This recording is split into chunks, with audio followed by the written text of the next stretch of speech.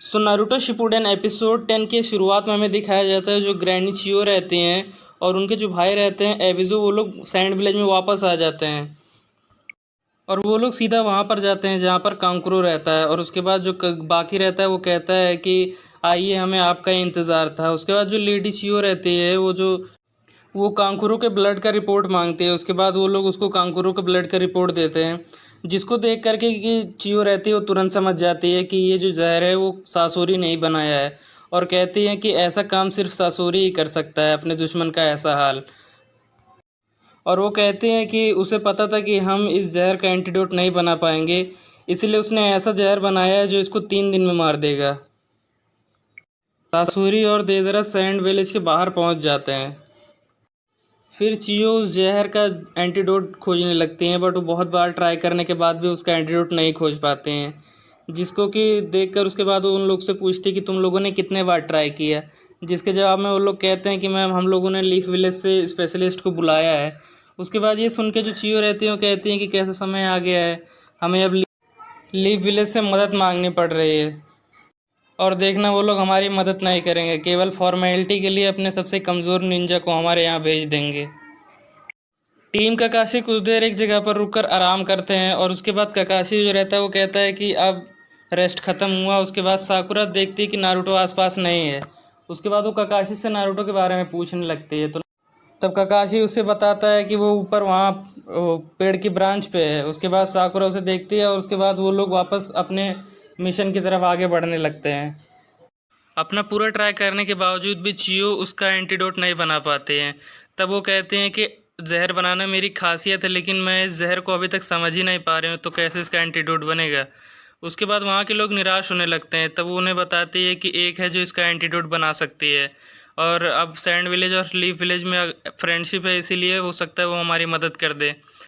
फिर बाकी उन्हें बताता है कि वो वहाँ की हुकागे हैं, तो वो अपना विलेज छोड़ के नहीं आ सकते हैं। तो जो चियो रहते हैं वो कहते हैं कि मैं कौन सा कह रही हूँ कि वो अभी तुरंत ही आ जाए यहाँ पर। उसके बाद वो कहते हैं कि वैसे भी वो यहाँ पर ना आए तो ही ठीक है। यहाँ लीव विलेज में जो लेडी सुनाडे रहती हैं हुकागे, वो सोचती हैं कि अगर सब कुछ ठीक रहा तो कल तक टीम ककाशी सैंड विलेज में पहुँच जाएगी। बट जैसे ही वो अपना टी का ग्लास उठाने जाते हैं वैसे ग्लास ब्रोक हो जाता है। तो वो कहते हैं ये तो टीम ककाशी अब सैंड विलेज में पहुंच जाती है। और उसके बाद वहां पहुंचने के बाद जो टिमारी रहती है कहती है कि अब मुझे यहां से लीड करने दो। सासुरी और देदरा अकात्सुकी के हाइडआउट पर पहुंच जाते हैं, और वहां वो जैसे एंटर करते हैं अंदर, तो वहां जो अकात्सुकी का लीडर रहता है वो उनसे पूछता है कि तुम दोनों तो लेट हो। फिर देदरा कहता है हाँ, ये जिंजुर्की कुछ ज़्यादा ही ताकतवर था, इसके लिए हमें लेट हो गया।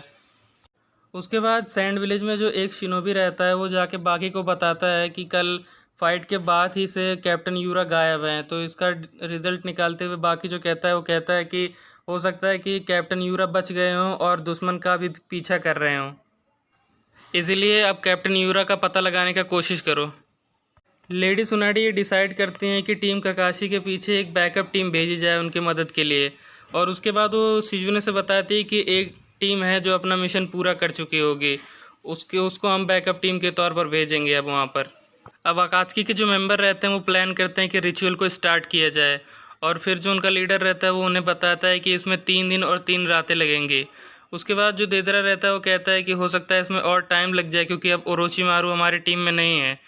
तो अकात्सुकी का जो लीडर रहता है वो कहता है इसीलिए जो रिचुअल है अभी तुरंत स्टार्ट कर दिया जाए। उसके बाद वो सारे मिल करके अपने रिचुअल को स्टार्ट करते हैं। फिर सुनाडे आगे बढ़ती हैं और बैकअप टीम को मिशन देने के लिए आगे बढ़ती हैं, बट वो गलत कमरे में पहुंच जाती है और कहते मेरे पास इस टीम के लिए एक एस रैंक मिशन है, जिसको सुन करके जो कोनामरू रहता है वो बहुत ज़्यादा खुश हो जाता है। बट उसके बाद जो सुनाडे रहते हैं वो देखते हैं कि ये क्या चल रहा है। उसके बाद शिजुने उसे बताती हैं कि मैम, आप गलत कमरे में घुस आई।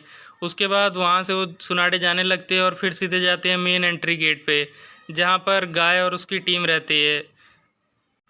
उसकी टीम में नेजी, टेंटेन, रॉकली और खुद माइट गाय रहते हैं। फिर उसके बाद जो सुनाडे रहती है वो उसे बताती हैं कि तुम्हें एक मिशन पे जाना होगा एज अ बैकअप टीम। फिर उसके बाद जो माइट गाय की टीम रहती है वो फिर जाने लगती है अपने मिशन पर। टीम ककाशी विलेज में एंटर होने से पहले एक जगह रुक जाते हैं, क्योंकि बाहर तूफान चल रहा होता है। फिर जो नारुतो रहता है वो कहता है कि हम विलेज के इतने पास होने के बावजूद भी विलेज में नहीं जा पा रहे हैं गारा की मदद करने।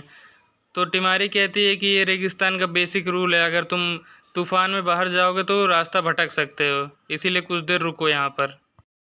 कांकुरू की हालत बहुत ज़्यादा ख़राब रहती है, इसीलिए उसको बेहोशी का इंजेक्शन दे दिया जाता है। और वहाँ के जो मेडिक्स रहते हैं वो कहते हैं अभी तो फ़िलहाल हम इसके दर्द को कम कर सकते हैं लेकिन ख़त्म नहीं कर सकते हैं।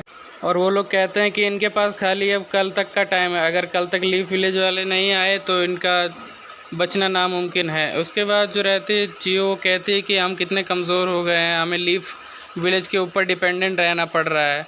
फिर उसके बाद लेडी चियो बाहर जाकर बैठ जाते हैं।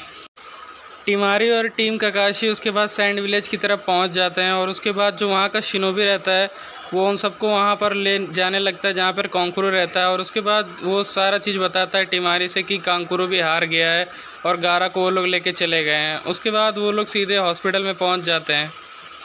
वो लोग जैसे ही वहाँ पर पहुँचते हैं उसके बाद जो लेडी चियो रहती है वो ककाशी को देखती हैं और उसे वाइट फैंग समझ के उस पर वार करने के लिए आगे बढ़ जाती हैं।